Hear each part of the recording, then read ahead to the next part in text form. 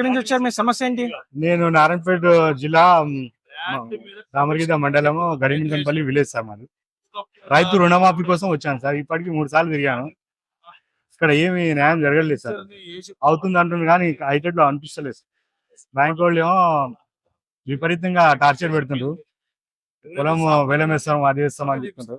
ఇప్పుడు దాకా ఏం కాలేదు సార్. 3 సార్లు వచ్చినా ఏది సొల్యూషన్ దొరకలేదు. సినిమాలో చూపించినట్లు టైలర్ ఒకటే ఉంది సార్. ఇక్కడ సినిమా లోపల ఏం లేదు.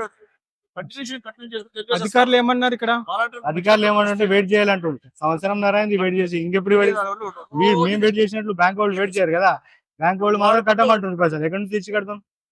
సంవత్సరం నర అవుతుంది. రైతు బంధు వేయలేదు.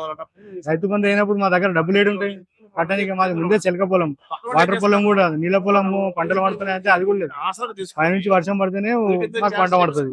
ఆ పంటకి ఏం వెళ్తుంది, ఎంత కష్టం చేయలేము, మాకు ఏం తినాలి? ఉన్నదే 3 ఎకరాలు. మరి ఏం కోరుతున్నారు మీరు ముఖ్యమంత్రి దగ్గర నుంచి? ముఖ్యమంత్రి సార్ దగ్గర నుంచి ఒకటే కోరుకుంటా, రైతు రుణమాఫీ ఇంకా చాలా మంది జరగలేదు సార్. అది విత్ ఇన్ ఇమీడియట్లీ మీరు చేయాలి. చేయకపోతే రైతులు ఎంతో మంది విరువసుకుంటారు, పురుగుల మంది ఆడతారు, రోడ్ల మీద పడి చేస్తారు సార్.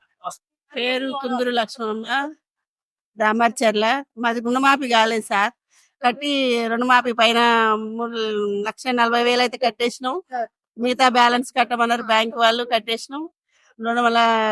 రుణమాఫీ అయితే మాకు ఇంతవరకు రాలేదు సార్. బ్యాంక్ చుట్టూ తిరిగితే ఎవరు పట్టించుకోవట్లేదు సార్. అధికారులు ఏమన్నారు?